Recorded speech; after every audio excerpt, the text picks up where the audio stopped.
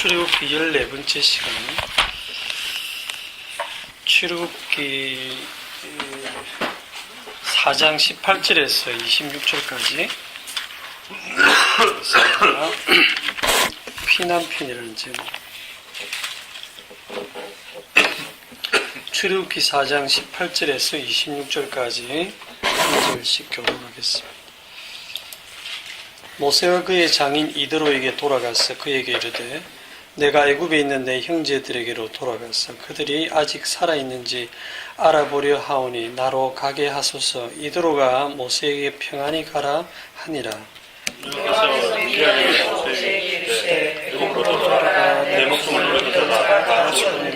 모세가 그의 아내와 아들들을 나귀에 태우고 애굽으로 돌아가는데 모세가 하나님의 지팡이를 손에 잡았더라.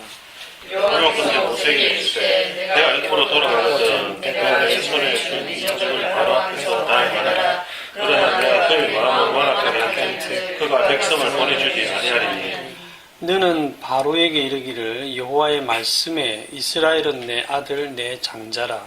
내가 내게 이르기를 내 아들을 보내주어 나를 섬기게 하라 하여도 내가 보내주기로 작정하니 내가 내 아들 장자를 죽이라 하셨다 하라 하시니라.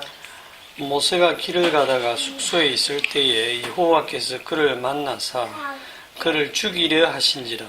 슈퍼가 돌칼을 갖다가 그 아들의 코피를 베어 그의 발에 갖다 대며 이르되 당신은 참으로 내게 피인한 편이로다 하니 다같이 여호와께서 그를 도와주시니라. 그때 시므라가 내 하나님이라 하는 하늘의 기름이었다.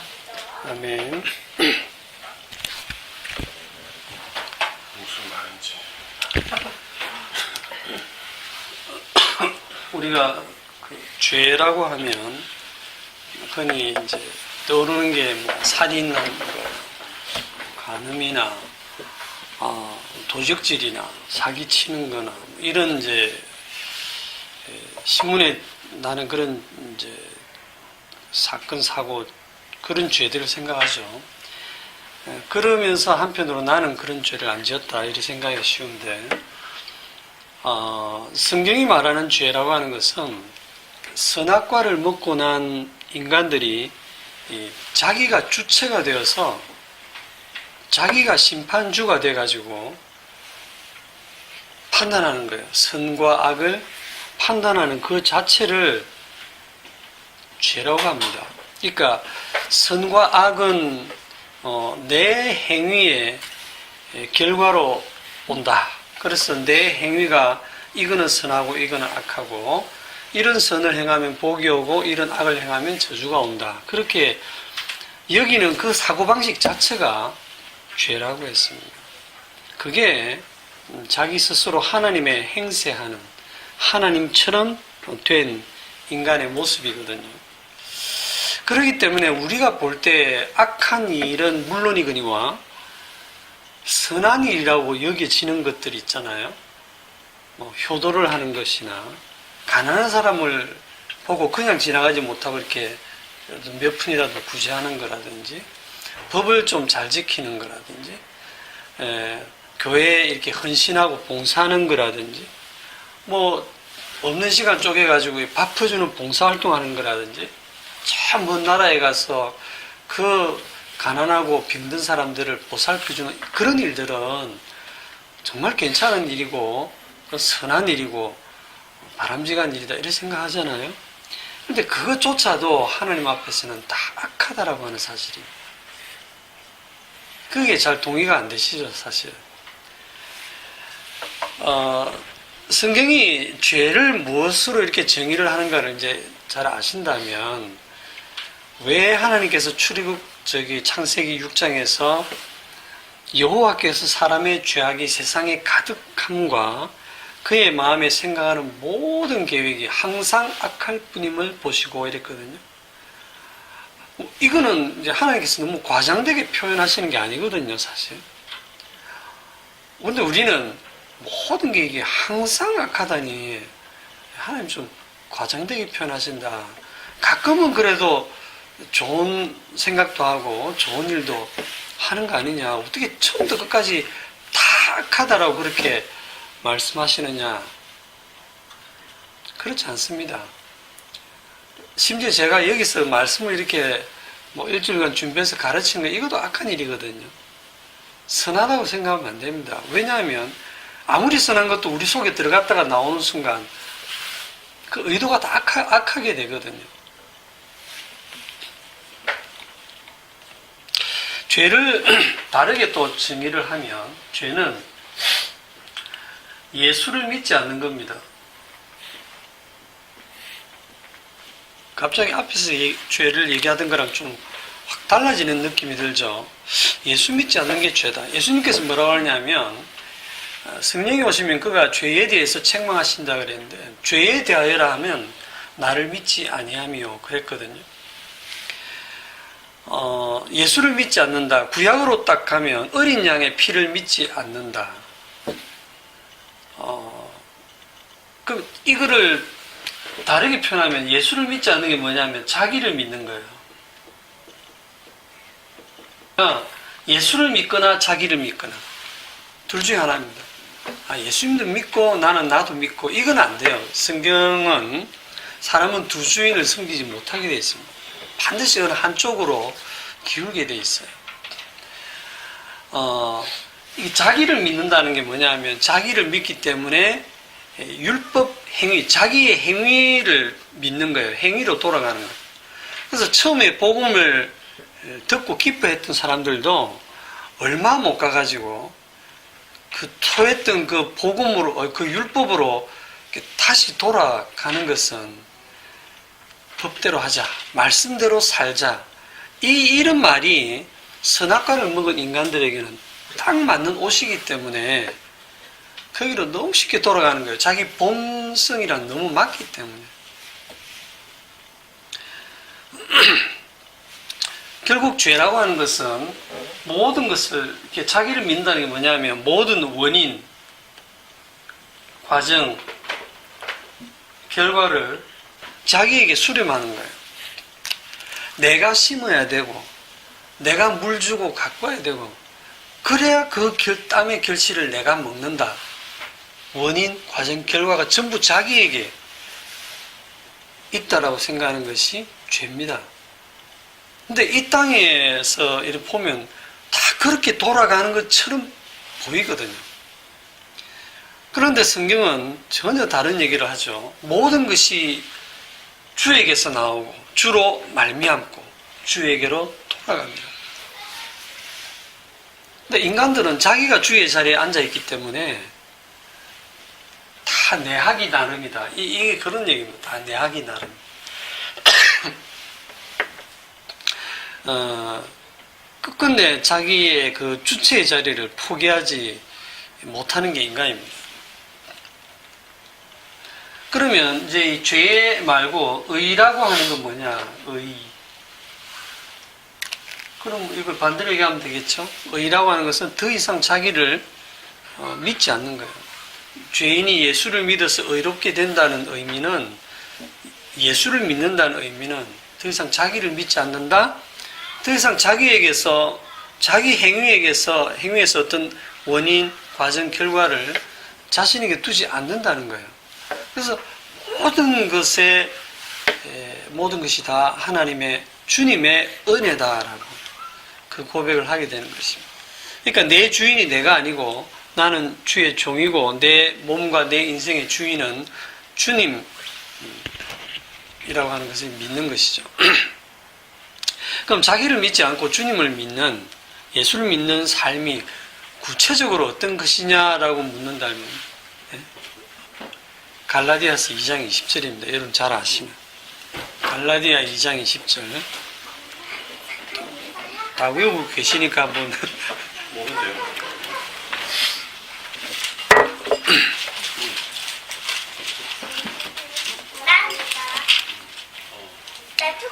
갈라디아서 2장 20절 시작.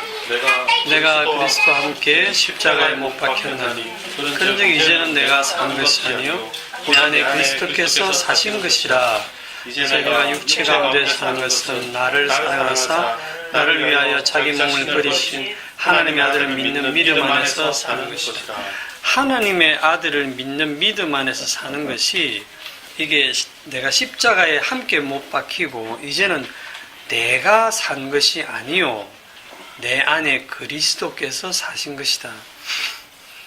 이게 우리가 글은 읽고 있지만 우리는 태어나면서부터 이런 삶을 살아본 적이 없어요. 내가 살지 누가 삽니까? 내 속에서. 그러니까 선악 구조에 빠져 있는 우리 인간들에게는 굉장히 낯설고 생소한 삶이에요. 아무리 봐도 나는 내가 살고 있거든요. 그러니까 이 말씀이 도무지 믿어지지 않는 말씀인 거예요. 여러분의 하루의 삶을 잘 관찰해 보세요. 그리스도가 사시는지 여러분이 사시는지 조금 생각해 보면 와, 그리스도께서 내 안에 사신다면 내 삶이 이렇게 별 볼 일 없고 시시할까? 시시해 보일 거예요. 늘 하던 설거지하고 늘 하던 게임하고 늘 하던 공부는 늘 하는 게 아니지.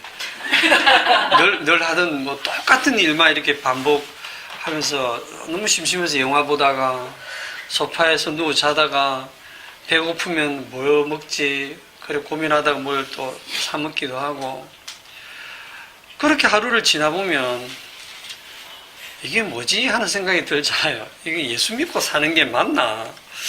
내 안에 그리스도가 사신다고 성경은 얘기하고 있는데 너무 내 현실과 동떨어진 얘기잖아, 그죠? 그게 결국 또 자기 자신을 보는 거예요. 자기 행위를 보고 판단을 하는 겁니다. 주님이 현재 여러분을 그 자리에 두셨다는 사실을 잊지 마십시오.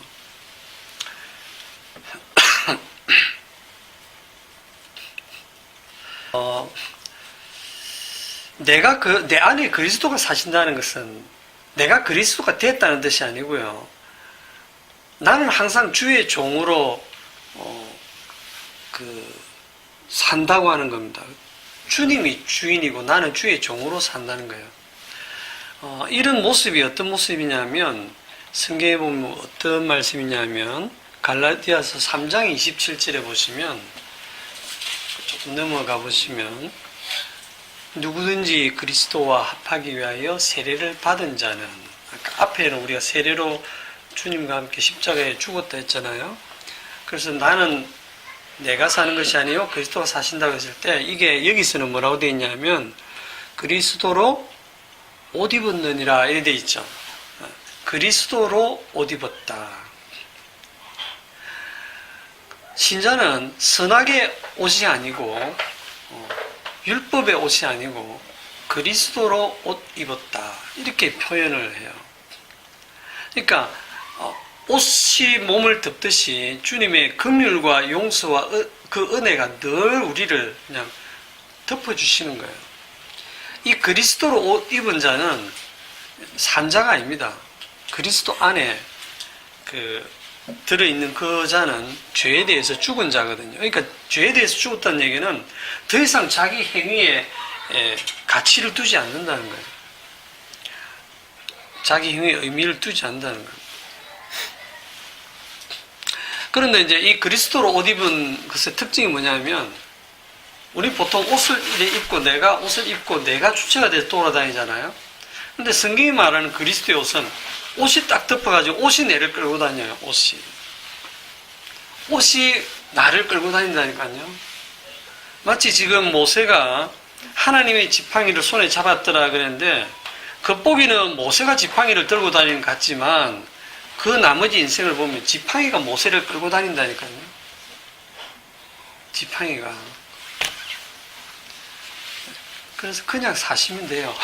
그리스도로 옷 입혀서 그분이 우리를 어떠한 모습으로 끌고 다니시든지 이런 삶으로 이제 살려지는 자만이 이제 신자고 하나님 형상대로 창조된 진짜 사람인데 그게 이제 하나님의 아들이다. 저번에 얘기한 적이 있었죠. 하나님의 아들의 진짜 하나님의 아들의 모습이 어떤 거예요? 마태복음 4장에 보면 진짜 하나님의 아들의 모습 진짜 하나님의 아들이 이 땅에 오셔가지고 안식일을 안 지켜. 율법대로 살지도 않아요. 그 세리와 창기들하고 어울리면 안 되는데 그들과 한 통속이 되어 먹기를 탐하고 술에 취하고 안식일도 안 지키고 율법대로 살지도 않고 그러면서 오히려 말씀대로 제대로 살고 있는 자들을 향해서 독사의 자식들하고 욕을 하고 그런데 이 하나님의 아들이 이게 마귀가 나타나서 어떻게 유혹하느냐면 네가 진짜 하나님의 아들이면 이 돌이 떡이 되게 하라. 그게 무슨 시험이냐면 먹고 사는 문제도 해결 못하는 주제에 무슨 하나님의 아들이냐. 40일 동안 굶었는데 너가 하나님 어디 있냐. 하나님이 계시다면 네가 그리고 하나님의 아들이라면 어떻게 40일 동안 굶기냐. 그게 하나님의 아들 모습이냐. 잘 먹고 잘 살아야지 하나님의 아들 모습이지. 신자가 됐으면 복음을 안다면 뭔가 좀 삶이 달라지고 좀 잘 살아야 그게 뭐 증거가 안 되겠느냐. 이런 유혹이랑 같은 겁니다. 그런데 이제 예수님의 대답이 뭐였죠? 사람이 떡으로만 살 것이 아니요 하나님의 입으로 나오는 모든 말씀으로 산다 할 때 전에도 얘기했지만 사람은 마귀는 뭐라고 물었다고요? 하나님의 아들이라면 이라고 물었는데 예수님은 하나님의 아들은 말씀으로 산다라고 하지 않고 사람이 말씀으로 산다 그랬잖아요. 그죠? 그러니까 최초에 만든 사람이 뭐냐면 하나님의 아들로서 하나님의 아들이 누구냐를 보여주기 위해서 최초의 사람을 만들었어요. 그거를 뭐라고 하냐면 하나님의 형상대로 만들었다고 합니다. 이 하나님의 형상은 뒤에 오면 예수 그리스도입니다. 그는 보이지 아니하시는 하나님의 형상이시오. 그러니까 그리스도 진짜 하나님의 아들이 누구냐를 보여주기 위해서 그 둘째 아담을 보여주기 위해서 첫째 아담을 모형으로 만드신 거예요. 만들어 놓고 얘는 아니고 첫째는 아니고 진짜 아들은 여기 있다를 보여주기 위해서 그렇게 하신 거거든요. 그래서 제가 저번에 할 때 하나님의 아들은 말씀으로 산다 했는데 말씀으로 사는 자가 있다 없다? 없거든요. 다 떡으로 살지. 다 먹고 살지. 먹고 사는 일로 하루 종일 그것만 생각하고 살지 말씀으로 안 살거든요. 그래서 하나님의 아들이 없다 이 땅에는. 다르게 얘기하면 이 땅에는 사람이 없다. 다 누구만 있다? 죄인만 있다. 다 죄인만 있다. 그렇게 결론을 지었습니다. 또 말씀으로 산다라는 것을 내가 말씀을 그대로 지켜서 산다는 뜻이 아닙니다. 말씀이 되신 그 주님이 모든 원인과 과정과 결과라고 하는 것을 믿고 사는 거야. 그런데 마귀는 그걸 약간 비틀어서 또 시험을 합니다.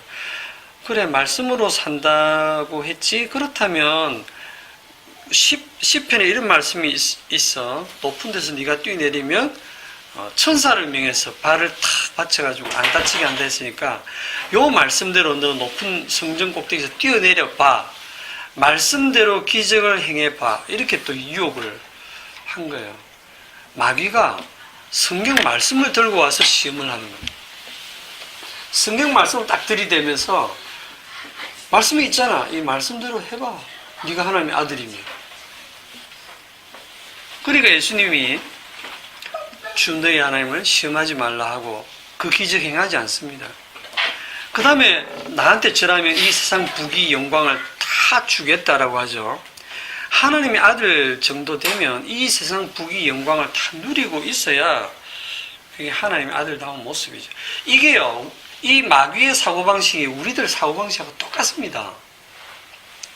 진짜 복음을 알고 하나님의 사랑을 받고 하나님께 은혜 받는 사람이면 감기도 잘 안 들고 몸도 안 아프고 늘 건강하고 하는 일마다 잘 풀리고 승진도 잘 되고 장사도 막 꾸준히 손님이 오고 뭔가 이게 좀 대박이 터져가지고 남들 보기에 야, 저 사람 하나님 믿더니 예수님을 믿더니 정말 잘 됐구나 하고 그래야 전도도 잘 되고 우리가 그 생각 다 하고 있거든요. 마지막으로 마귀가 또 시험하죠. 십자가 딱 졌을 때 네가 하나님의 아들이라면 십자가에서 내려와라. 그러면 우리가 믿겠노라. 근데 예수님은 그렇게 하지 않고 십자가에서 힘없이 죽으셨어요. 그러니까 우리가 생각하는 하나님의 아들 상이 너무 다른 거죠. 오늘 이 본문에서 조금 핵심적으로 얘기하고 싶은 게 뭐냐면 하나님의 아들이 어떻게 만들어지느냐를 지금 여기 이 오늘 본문이 얘기를 하고 있습니다. 자, 하나님은 가라고 하고 모세는 싫다하고 씨루다가 난 말 못합니다 하니까 결국 하나님이 마치 하나님이 양보한 듯이 좀 노했다는 표현을 써가면서 아론을 붙여주죠. 아론을 너 형 아론 말 잘하는 거 내가 안다. 아론 같이 가라. 이거는 이제 모세가 더 이상 거절 못하게 하는 방편도 되지만 우리는 그걸 보면서 야 하나님이 졌네. 모세가 고집이 더 세네. 이렇게 생각하시면 안 되고 아론을 붙여주신 이유가 뭐냐면 그 이후에 모세가 아론과 늘 같이 이렇게 일을 할 때 뭘 보느냐 하면 아론을 볼 때마다 내가 하나님 말씀 진짜 안 들었지. 그걸 보는 거예요. 아론을 볼 때마다. 왜냐하면 모세가 없을 때 이 아론이 금송아지 만드는 주동자가 됩니다. 네. 아론이 도움이 안 돼요. 그러니까 아론을 볼 때마다 내가 하나님께 그렇게 하나님을 안 믿고 말을 안 들었구나. 이게 하나님이 일하시는 방식인데 사라와 아브라함에게도 이삭을 주신다는 약속을 했을 때 비웃었잖아요. 그랬을 때 네 아들 이름을 이삭이라 지어라. 웃음으로 지어라 했거든. 그러면 아들 이삭을 주었는데 이삭을 부를 때마다 웃음하고 웃음아 어딨니 하고 부를 때마다 내가 하나님의 약속을 비웃었지 하는 게 계속 떠오르는 거예요. 참 하나님도 짓궂죠. 우리의 믿음 없음을 계속 우리 주변에 그 증거를 남겨두시는 식으로 일을 하시면서 너는 하나님의 약속을 믿지도 않고 네 힘으로 이루는 것도 아니고 모든 것은 하나님 홀로 다 하신다는 것을 보여주시는 겁니다. 자, 출애굽을 시키는 목적이 뭐냐? 오늘 본문에 어디를 보시냐면 21절부터 23절까지 말씀을 봅시다. 제가 읽을 테니까 여러분 눈으로 읽으면서 강조점이 어디 있는가를 보세요. 제일 중요한 강조점. 여호와께서 모세에게 이르시되 네가 애굽으로 돌아가거든 내가 네 손에 준 이적을 바로 앞에서 다 행하라.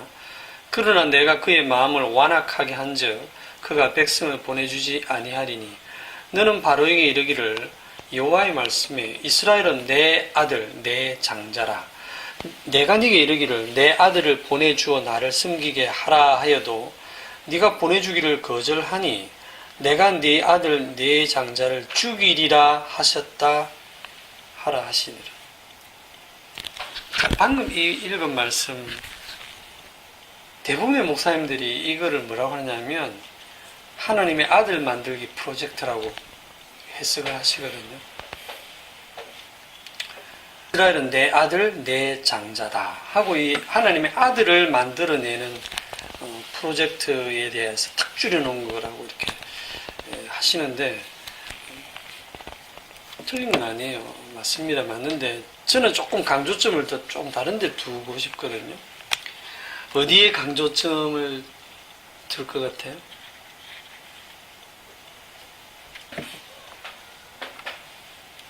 그게 내 마음에 있으니까 여러분 잘 모르겠죠. 죽인다? 예, 잘 보셨어요. 강조점이 뭐냐면 내가 네 아들 네 장자를 죽이리라. 여기에 강조점이 있어요. 왜냐하면 바로에게 가서 그 얘기하면 하나님 뭐라고 했냐면 21절에 내가 그의 마음을 완악하게 한즉 그랬거든요. 바로가 마음이 완악하고 강팍해져 갖고 모세 말을 절대 안 듣도록 누가 그렇게 하신다고요? 하나님이 그렇게 하셔놓고 28절에는 네가 내 아들을 보내주기를 거절하니, 거절하게 해놓고 네가 거절하니 죽이리라 이러거든요. 그러니까 바로 애굽의 아들, 네 장자를 죽이는 게 지금 목적이에요. 바로가 뭔가 알아채고 지 아들 죽기 전에 이스라엘 내보내주면 안 돼요. 그 아들을, 애굽의 장자를 다 죽일 때까지 바로가 고집을 피워야 돼. 근데 그렇게 하신다는 거예요, 주님이.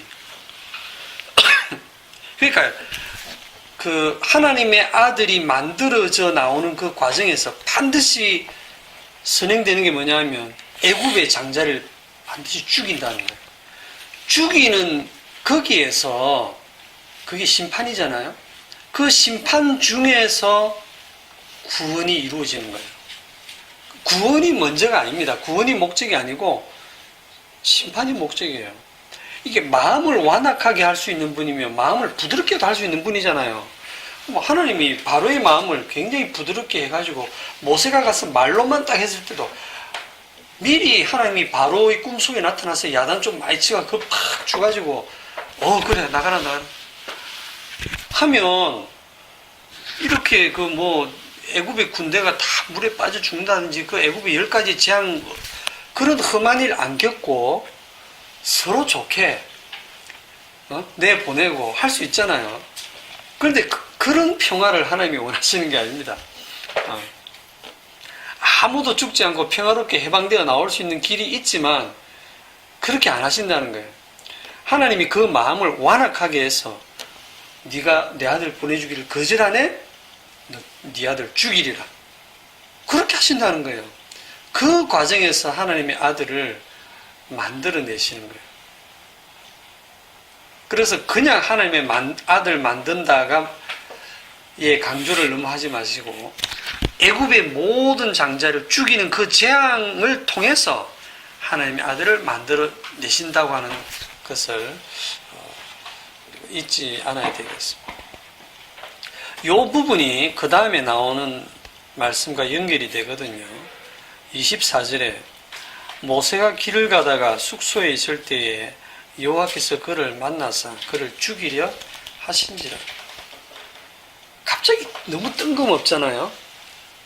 지금 모세를 누가 죽이려고 합니까? 여호와 하나님이 모세를 만나서 죽이라는, 지금 애굽으로 돌아가는 길에 잠시 숙소에 이렇게 머물러 있을 때 여호와께서 찾아오셔갖고 모세를 죽이려고 하는 거예요. 이게 정말 이게 납득이 안 되는 거예요. 이런 거를 난해구절이라 하죠. 성경에서 참 해석하기 어려운 난해구절이다. 저는 난해구절이란 말부터가 거슬리는 게 뭐냐면, 그럼 이게 난해구절이면 다른 구절은 당신이 다 이해했단 말이에요. 그렇게 묻고 싶어요. 성경에서 굉장히 우리가 이건 알아듣겠다 하고 쉽게 이해했다고 하는 그 말씀들이 얼마나 감추어져 있고 이해 못할 말씀인지를 모르는 거야. 자기들은 이거 읽으면 다 이해하는데 요거는 좀 이해가 안 되네. 이건 난해구절이야. 그러니까 난해구절을 쭉 정리를 이렇게 사람들이 해놓거든요. 성경의 어떤 구절도 만만한 것이 없습니다.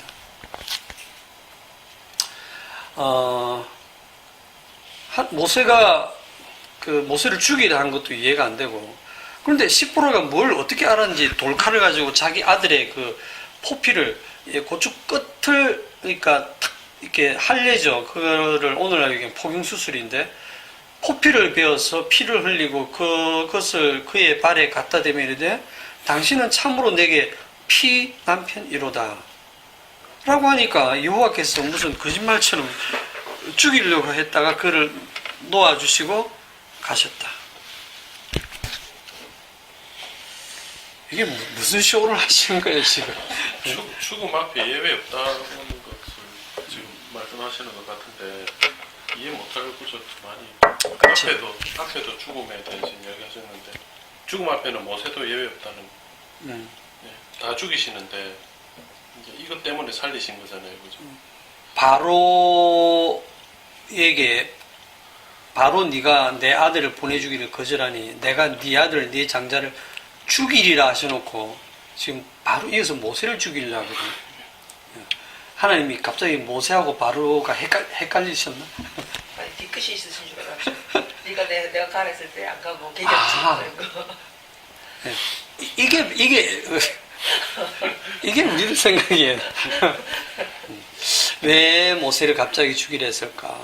시보라는 아무도 가르쳐 준 사람이 없는데 그 이방여인 시보라가 어떻게 알고 할례를 행했을까? 그리고 원어로 보면 이 하나님이 모세를 죽이려 했는지 모세의 아들을 할례 안 한 아들을 죽이려 했는지는 조금 분명치가 않습니다. 그래서 죽이려 했던 대상이 모세였나 모세의 아들이었나, 그리고 피난표는 무슨 뜻인가, 이런 것들이 이제 사람들이 가진 궁금증인데 거기에 대한 이제 답이 이제 26절에 그나마 풀어놨잖아요. 여호와께서 그를 놓아주시니라. 그때 시프라가 피난편이라 하면 할례 때문이었더라. 할례를 하고 나니까 모세는 할례를 했을까요, 안 했을까요? 보통 유대인들 난지 8일 만에 할례하잖아요. 그런데 그 이스라엘에 있을 때, 애굽에 있을 때 석 달을 숨겨서 키웠잖아요. 그때 할례했죠. 8일이 훨씬 지났으니까. 그러니까 모세는 할례를 했는데, 그리고 물론 할례에 대해서도 많이 들었지만 미디안 땅으로 도망가서 이방 여인하고 결혼해서 거기서 사는 동안에 낳은 자기 아들은 할례를 안 한 거예요. 그러니까 자기가 안 한 건지 할례에 대해서 십보라한테 막 설명했는데 이 이방 여인이 십보라가 말로 그런 걸 해요 이러면서 안 들었을 수도 있고, 그건 모릅니다. 성경이 없으니까 그냥 우리가 여러 가지 추측해 볼 수밖에 없죠. 성경에 안 나와 있는 내용을 뭐 억지로 추측해서 이거다라고 말할 필요는 없어요. 근데 어쨌든 십보라가 돌칼을 가지고 아들의 포피를 베어서 당신은 내게 참으로 피난편이다. 당신은 참 좋은 남편이야도 아니고 피난편이다. 이 피를 강조를, 할례를 하면 피를 흘리잖아요. 그래서 다른 건 잘 모르겠는데 결국은 할례가 굉장히 중요하다는 걸 지금 설명하고 있고, 그 할례에 지금 피가 관련이 된다고 하는 걸 여기서 하나님이 보여주고 있는 장면입니다. 자, 할례가 그렇게 중요하다면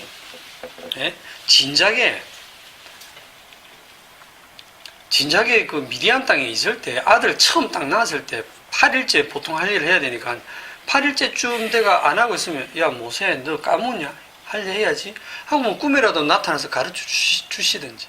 그런 건 아니라니까요. 그렇게 하나님 친절하지 않으시다? 네. 아니면 또 저 가시나무 떨기에서 그 나타나신 그때에 참 네 아들 보이 할례 안 했더라 하고 미리 너 할례법 잊었냐? 그거 내가 아브라함에게 약속했던 건데 너 죽어볼래? 하고 미리 얘기를 하시면 되지. 뜬금없이 길을 가는데 갑자기 하나님이 깜빡하고 있다가 생각난 것처럼 나타나고 부랴부랴 죽이려 하시니까 정말 하나님 성격이 이상하시다고 우리가 생각할 수도 있잖아요. 죽이려고 하셨으면 맨 처음에 가시덤불에도 불 타지 않는 그 나무에서 만나셨을 때 네. 거룩하지 않은 모세를 만났으니까 그때 죽이셨어야지. 그렇죠. 그때는 가만히 계시다가 뒤에와 가리 넣고 와가지고 그게 이해가 안 가요. 난의 구절 맞긴 맞아요. 시보라가 할례를 또 생각 못했으면은 어쩔 뻔했어요. 자기 남편 잡을 뻔했잖아.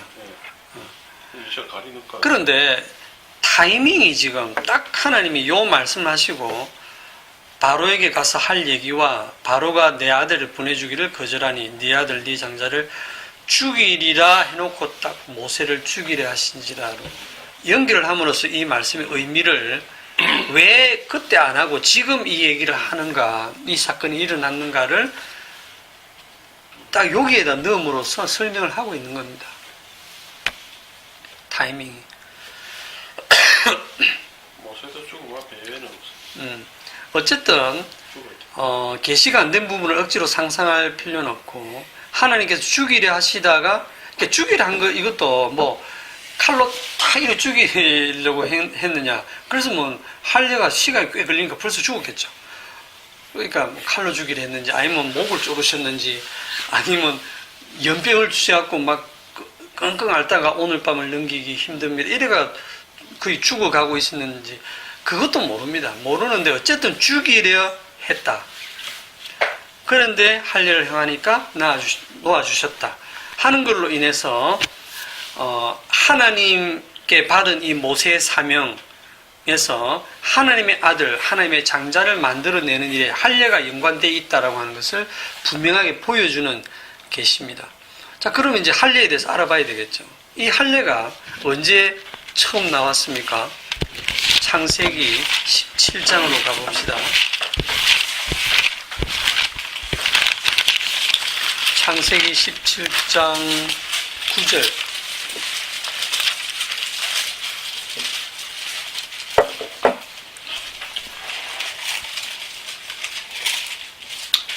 하나님이 또 아브라함에게 이르시되 그런즉 너는 내 언약을 지키고 네 후손도 대대로 지키라.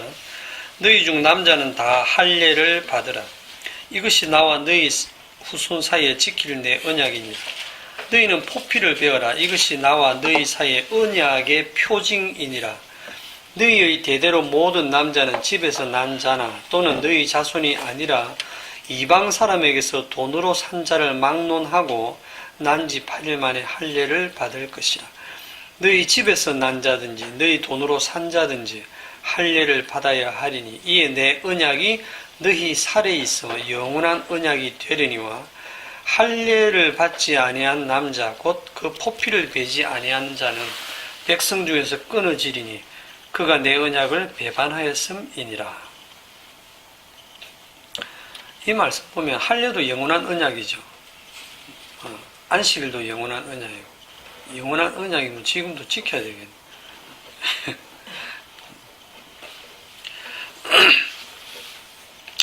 그런데 이 할례를 주실 때 그 배경이 뭐냐면, 하나님께서 지금 자손을 주시겠다고 약속을 하면서 아브라함을 부르셨는데, 부르신 때 그때 이름이 아브라함이잖아요. 아브라함을 부르셔갖고 자식을 주겠다 하고 약속을 하셨는데 계속 안 주셔요. 그러다 보니까 아브라함이 하나님, 저는 자식이 없습니다. 우리 집에서 길린 이 다메섹 엘리에셀이 내 상속자가 되겠습니다. 그러니까 아니야.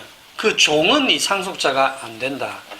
하면서 하나님 뭐라고 하냐면 네 몸에서 날 자가 네 상속자가 될 것이다. 아브라함이 이 성경 말씀을 문자적으로 그대로 해석합니다. 아, 내 몸에서 날 자. 그런데 내 마누라 사례는 불임 여성이니까 안 되겠고, 고민하다가 사례의 좋은 대로 첩을 들여서 사례의 몸종인 하갈을 첩으로 들여가지고 이스마엘을 낳죠. 자, 이스마엘을 출생합니다. 아브라함의 씨로 태어났잖아요. 아브라함의 씨로. 내 몸에서 날짜가 해당이 되잖아요. 말씀대로 했잖아요. 말씀대로. 딱 성경 말씀 문자 그대로 지금 해석해가지고 아브라함이 하나님의 말씀을 이루어냈잖아요. 그런데 이렇게 이스마엘을 낳았을 때가 86세입니다. 그랬다가 99세 몇 년이죠? 이게 한 13년? 13년 동안 하나님이 안 나타나셔요. 13년 동안 침묵하십니다. 이걸 어떤 목사님들은 하나님이 삐져가지고 아브라함이 하나님의 약속을 안 믿고 믿음 없이 이 하갈을 통해서 애를 낳은 것에 대해서 하나님이 속이 상해가지고 삐져가지고 13년 동안 말도 안 하고 있었다고 이렇게 해석하시는 분들도 있는데, 아닙니다. 그게 아니고 왜 13년 동안 하나님이 계속 침묵하고 있었냐면 99세 딱 되었을 때 사례의 김수가 끊겼거든요. 폐경이 됐거든요. 공장 문 닫았거든요. 그때까지 기다리신 거예요, 그냥. 아예 이제 뭐 불임 정도가 아니고 그 생리적으로 아예 이제 애를 낳을 수 없는 몸이 되게 하셨다니까. 그걸 쉽게 말하면 죽을 때까지 기다리신 거예요. 죽음. 태가 죽었단 말이에요.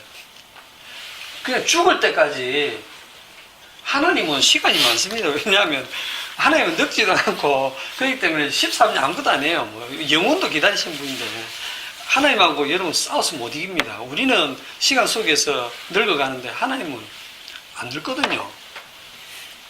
그러니까 늙어 죽도록 기다리신 거예요. 그 태가.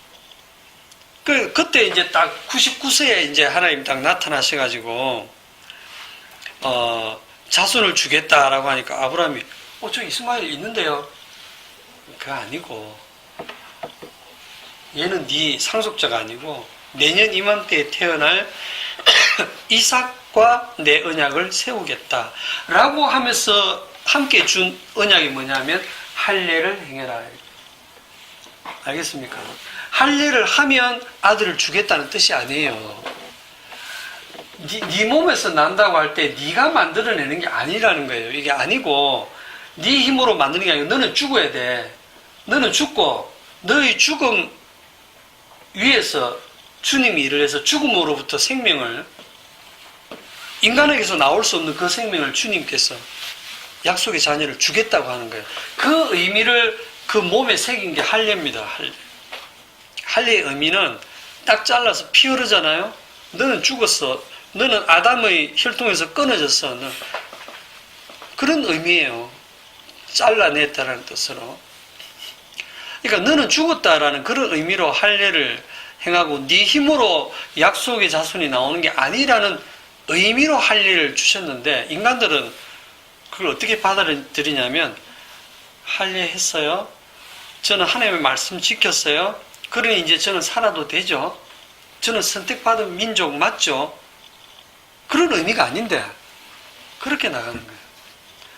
이방인들 할례 못 받았지? 우리는 할례 받았어. 이렇게 나가면 하나님께서 처음에 할례를 행해라 했던 그 의미를 전혀 이해를 못하는 거죠. 왜냐하면 이제 나중에 이렇게 되면서 할례를 딱 하면서 아브라함의 이름이 바뀌죠. 아브라함이 됩니다. 그 말은 옛날과 아브라함은 죽었다는 뜻입니다. 이름을 바꾸는 거는 할례를 통해서 넌 죽었다. 이제 새 생명으로 산다. 그런 의미로 이름이 바뀌는 거예요. 그러니까 새 생명으로 살리기 위해서 먼저 죽이시는 겁니다. 성경에 보면 이 생명이 피에 있다 이런 말이 있죠. 생명이 피에 있으니 고기를 핏째 먹지 말라 이런 말씀이 있습니다. 그럼 우리들 생각에는 생명이 피에 있다면 생명을 얻기 위해서 피를 많이 먹어야죠. 드라큘라처럼 뱀파이어처럼 생명이 피에 있으니까 피를 많이 먹어야지 생명을 얻겠구나. 이게 우리 상식인데 생명은 피에 있다. 피를 먹지 말아라. 무슨 말입니까 그게? 그 짐승을 이렇게 음식으로 잡아 먹을 때 피째 먹지 마라. 피에 생명이 있다. 그 말은요. 그 피는 더러운 피라는 거예요. 그 피에는 피에 생명이 있는데 그 피는 더러운 피라서 생명을 주는 피가 아니라는 거예요. 그런데 나중에 신약 성경에 가면 피를 마시라고 할 때가 있죠. 예수님이 내 피를 마시라. 내 살을 먹고 내 피를 마시라. 그렇지 않으면 너에게 영생이 없다. 구약에서는 피를 먹지 말라 해놓고 짐승의 피도 먹지 말라 해놓고 갑자기 예수님이 자기의 피를 먹으라고 하시거든요. 당황스럽게. 그게 뭘 얘기해주고 있냐면 예수님의 피만이 생명을 준다는 거예요. 할례를 통해서 너의 더러운 피는 흘리고 너는 죽고 주님이 주시는 그 피로 너에게 영생을 준다라는 것을 지금 성경 전체적인 흐름이 그렇게 흘러가고 있습니다. 이 할례가 구체적으로 구체화된 사건이 나중에 출애굽할 때 6월절 어린 양의 피를 문설주에 바르고 재앙이 넘어가는 그 사건으로 이제 구체화가 됩니다. 내가 할례했다. 그래서 난 살았다가 아니고 할 일을 했기 때문에 난 죽은 자입니다. 내가 피를 발랐다? 내가 피를 발랐으니까 나는 살았다가 아닙니다. 꼭 내가 순종해서 피를 바른 것 같지만 내 행위로 사는 게 아니고 어린 양의 피로 사는 거예요. 참 이게 이해가 참 어려운 내용들이죠. 다시 정리하면 할례는 너는 죽은 자라는 의미고 너에게서는 원인과 과정과 결과를 찾지 말라. 네 몸에서 난다라고 해서 네가 낳은 그 이스마엘이 상속자가 아니다. 모든 약속은 주님이 홀로 이루신다라고 하는 것을 할례에 담고 있습니다. 그래서 구약성경에서 이미 뭐라고 나오냐면 신명기 10장 16절에 보면 그러므로 너희는 마음의 할례를 행하고 다시는 목을 곧게 하지 말라 이렇게 얘기하시거든요. 아니 뭐 몸의 할례를 행해라 하고 갑자기 또 마음의 할례를 행하라. 이거 마음의 할례를 어떻게 행합니까? 마음에 무슨 고추가 있어야지 할례를 하지. 무슨 아니 마음이 어디 있는지도 모르겠는데 마음의 할례를 행해라. 다시는 목을 곧게 하지 말라. 이게 마음의 할례를 행한다. 진짜 할례가 뭐냐? 마음의 할례인데 그 마음의 할례는 목을 곧게 하지 않는다는 거예요. 목이 뻣뻣하고 목을 곧게 한다는 게 쉽게 말하면 여전히 자기 가치를 두고 있는 게 목을 뻣뻣하게 하는 거예요. 죽지 못하고. 사도행전 15장을 가봅시다. 할례에 대해서 할 일이 엄청 많지만 그러다 보면 시간이 너무 많이 가니까 줄여가지고 사도행전 15장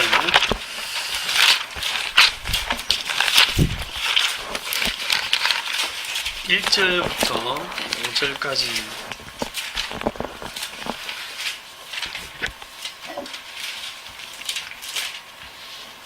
사도행전 15장 1절 어떤 사람들이 유대로부터 내려와서 형제들을 가르치되 너희가 모세의 법대로 할례를 받지 아니하면 능히 구원을 받지 못하리라 하니 바울 및 바나바와 그들 사이에 적지 아니한 다툼과 변론이 일어난지라.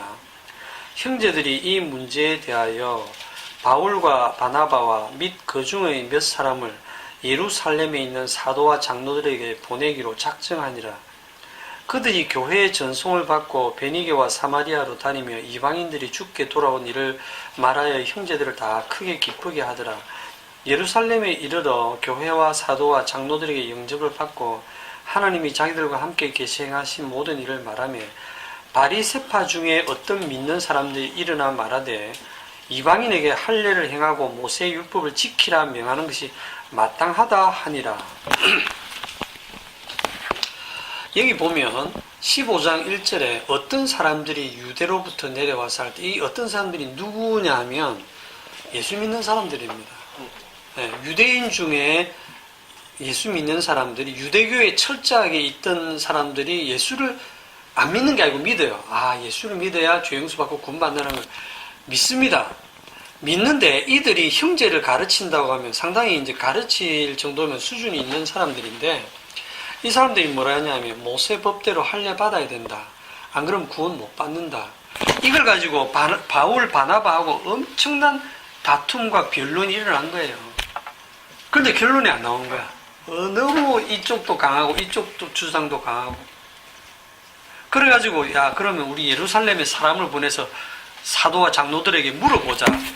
그래서 갔는데 그 역시 예루살렘 교회에서도 5절에 보면 바리새파 중에 어떤 믿는 사람들. 자, 바리새인 중에서도 예수 믿는 사람이 생긴 거예요. 예수는 믿는데 이 사람들이 결국 아직 뭘 못 버리냐면 할례를 못 버리고 율법 못 버리는 겁니다. 그래서 이방인들 예수 믿는 거 좋은데 할례 행하고 율법 지켜야 돼. 그렇게 가르치는 게 마땅해. 우리는 이걸 보면 참 이 사람들 고집세다라고 하지만 이 사람들 입장이 돼봐야 돼요, 여러분들이. 이 사람들 그래야 이해가 돼요. 왜냐하면 예수님은 메시아, 즉 그리스도인데 유대인들의 메시아잖아요. 이방인의 메시아 아닙니다. 유대인들에게 약속한 메시아로 오셨는데 이방인들은 그 약속에 밖에 있던 사람들이에요. 그런데 이방인들이 지금 끼어들었잖아요. 그게 싫은 거예요. 왜 이방인들을 중간에 이렇게 끼어드니? 우리가 뭘 보려고 무슨 극장 같은데 줄을 쫙, 막 진짜 엄청나게 줄을 서고 2시간, 3시간 기다리는데 앞에 누가 턱 끼어들어가 먼저 들어가면 엄청 기분 나쁘잖아요. 그렇게 끼이던 사람들이 지금 이방인들이라니까. 그러니까 이 사람들은 그건 안 돼. 할례도 행하고 율법도 지키고 이런 절차를 다 밟고 예수를 믿어야지. 그런 거 없이 앞에 거 싹 다 생각하고 예수만 믿으면 돼? 에이, 그건 아니야. 기분 나쁘다는 거예요. 오늘날 교회에서도 예. 그러니까 이거는 할례는 영원한 거고 또 율법도 하나님 지키라고 주신 건데 이거는 이방인들에게도 해당이 된다. 그러니까 이 사람들이 그냥 기분 나빠서 사실 어깃장 놓는 게 아니고요. 말씀에 근거해서 이걸 논쟁을 하는 겁니다. 왜냐하면 아까 창세기에서도 이방 사람에게 돈으로 산 자도 할례 행해라고 돼 있고 출애굽기 12장 48절에 보면 유월절 규례를 얘기하실 때 너희와 함께 거류하는 타국인이 여호와의 유월절을 지키고자 하거든 그 모든 남자를 할례를 받은 후에야 가까이 하여 지킬지니 곧 그는 본토인처럼 될 것이나 할례 받지 못한 자는 유월절 음식을 못 먹는다 이렇게 기록이 되어 있거든요. 그러니까 유대인처럼 되려고 하면 유대인의 메시아를 믿고 구원받으려고 하면 너희들이 유대인처럼 되려고 하면 먼저 할례 받고 율법도 지키고 그래야 된다라는 주장이에요. 이 주장에 대해서 이게 하나님의 말씀을 근거해서 주장하는데 누가 반박하겠습니까? 성령 받은 자들이. 여기에 대해서 이제 사도들이 이제 반박을 하는데 뭐라고 반박을 하겠습니까? 핵심이 이런 거예요. 그래, 당신 말도 맞는데 우리도 그래 생각했는데 베드로도 그래 생각했고 다 그래 생각했는데 아무것도 묻지도 따지지도 않고 이방인에게 성령세로 주신 분이 누군데? 하나님이잖아. 하나님이 그렇게 하시는 걸 어쩌라고? 아니 그 극장 주인이 나와갖고 이방인 한 명 데리고 새치기로 들어가 버는데 우리 어쩌라고? 이래 되는 거예요. 그러니까 주님 홀로 일방적으로 일을 하시. 주님이 그렇게 하시겠다는데 누가 말립니까? 뭐 노회가 말립니까? 총회가 말립니까? 교회가 말립니까? 하나님이 그렇게 하시겠다고 하는데 베드로는 저는 이거 부정해서 못 먹습니다. 하나님이 깨끗하게 하신 것을 네가 부정하다 하지 말라. 하나님 구약에서는 부정하다 했잖아요. 아니 하나님이 하신 말씀 다 깨버리는 거예요. 하나님이 의롭다고 하셨는데 누가 정죄하리요? 로마서에 나오잖아요. 그죠? 예수의 피로 너는 의롭다. 그럼 누가 정죄하겠느냐? 하나님이 의롭다고 해보는데 그런 논리거든요. 할례의 법 하나님 주신 거 맞습니다. 율법 하나님 주신 거 맞습니다. 다 주셨는데 그걸 신약에 와서 그걸 하나님 다 뒤집어. 왜냐하면 그걸 주신 의도가 따로 있거든요. 그거 지켜서 구원받는 게 아니고 그걸 통해 뭘 드러냅니까? 인간이 지금 선악과 먹고 어떤 죄에 빠져 있는가 그 인간의 실체를 드러내시는 의도로 다 주신 것들이에요. 그러면서 예수님의 피 외에는 구원이 없다는 걸 설명하기 위해서 주신 것들인데 이제 실체가 오셨으면 구약의 그림자는 다 버려야 되는데 실체 안에서 그 구약의 그런 모형과 그림자들이 다 완성된 거거든요. 그래서 사도 바울은 복음 안에서 할례의 법이 완성됐다. 안식일도 완성됐다. 11조도 완성됐다. 그러니까 복음 안에서 그리스도 안에만 들어오면 다 끝난다는 거예요. 이거를 이제 이걸 목사님은 거울로 딱 설명하는데 저도 그걸 듣고 참 그렇네. 거울이 이래 있으면 우리가 거울을 딱 보면 그냥 거울이 아니고 좀 마법의 거울이라 칩시다. 아주 이상한 날에 뭐 앨리스에 나오는 그런 마법의 거울인데 거울 밖에서 거울 안의 세계가 너무너무 신기해서 들어가 보고 싶은데 들어가려고 하니까 띵 부딪히고 이거 뭔가 내가 마법의 능력이 없으면 거기를 들어갈 수가 없는 거예요.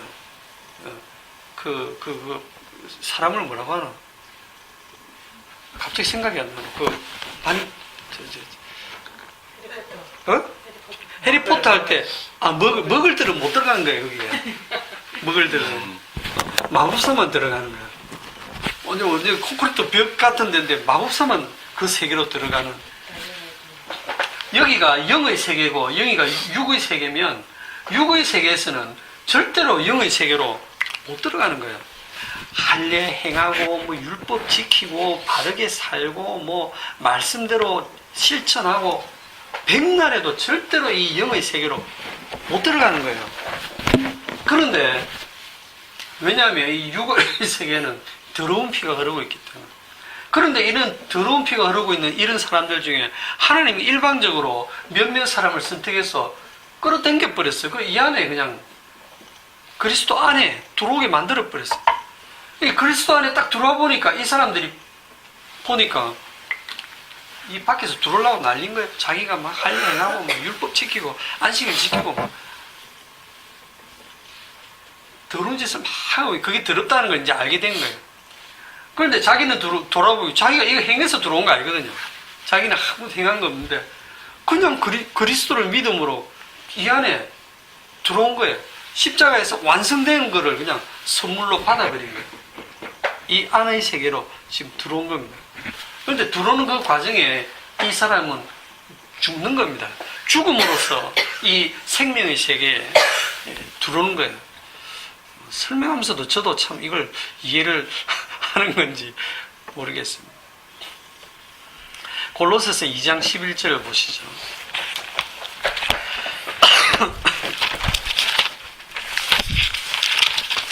이게 뭐 사람의 말로 완벽하게 설명이 되고 이해가 되면 그거 역시 육이 되겠죠.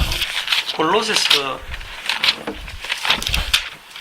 성령께서 직접 여러분 속에서 가르치실 거예요. 골로새서 2장 11절에 보시면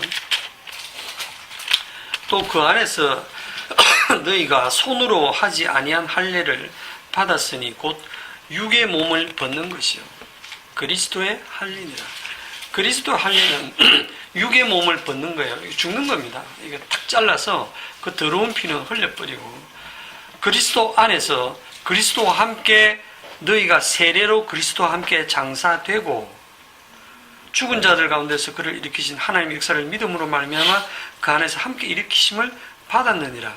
그리스도와 연합해서 세례를 받고 함께 죽고 함께 산 자들은 이미 이 안에 들어온 자들이고 할례가 완성된 자들이 이미 마음의 할례 어떻게 행하느냐? 못합니다. 그런데 이미 그리스도 안에서 다 했어요. 그리스도가 다 하신 거예요.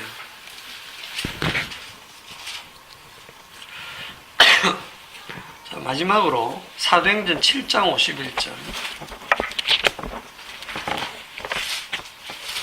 사도행전 7장 51절.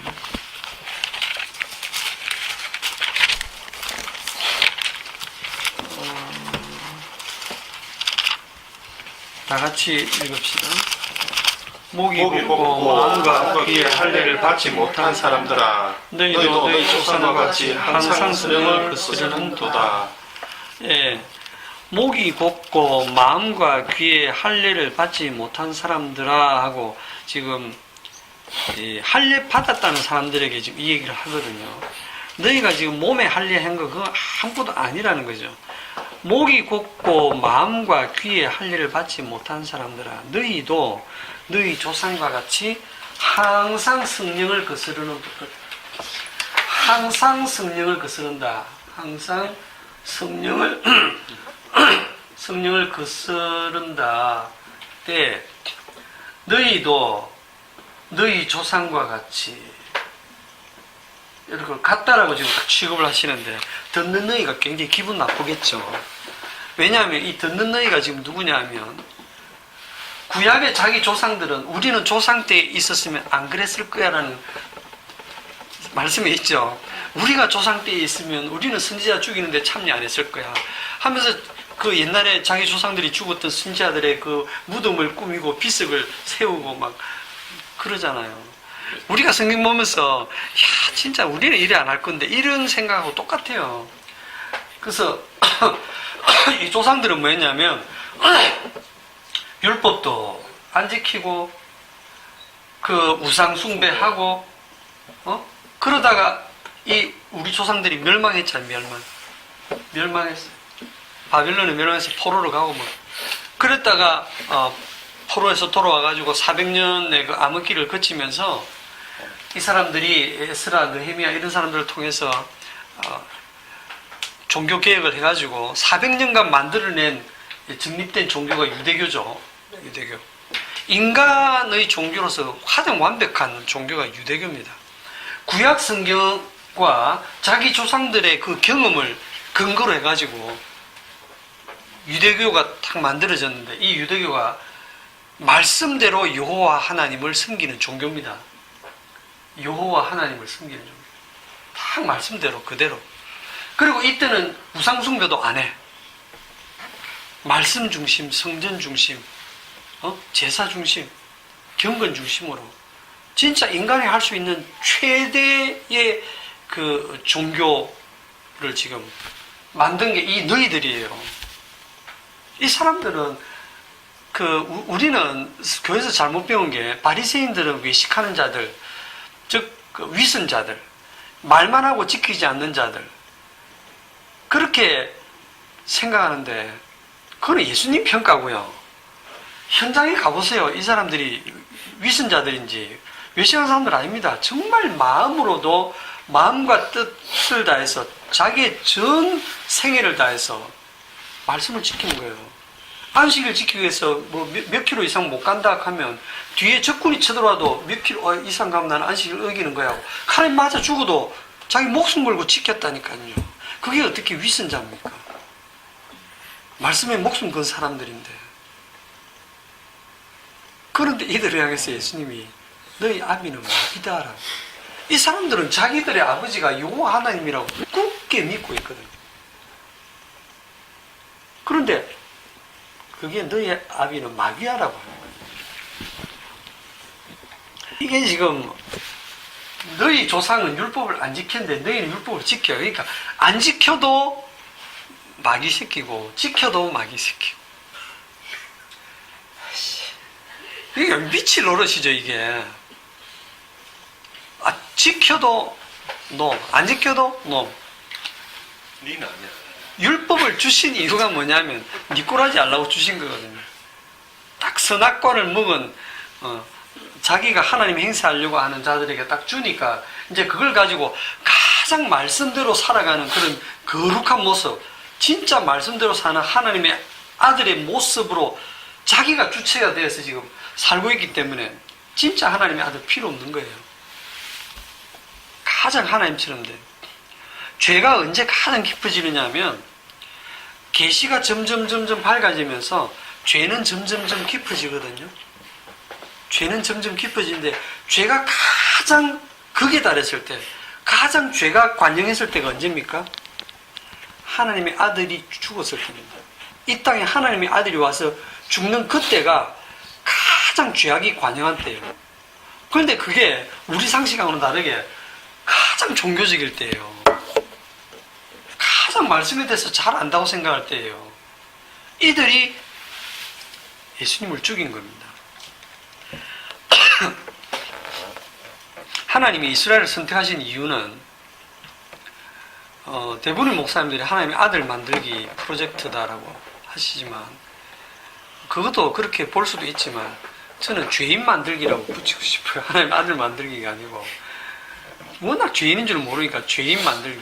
너희들 그래 너희들 일단 하나님의 아들이라고 치자 이래놓고 이스라엘은 내 아들 내 장자다 그래 아들이라고 치자 아들인지 볼까 하고는 쫙 역사를 전개시키는 거예요.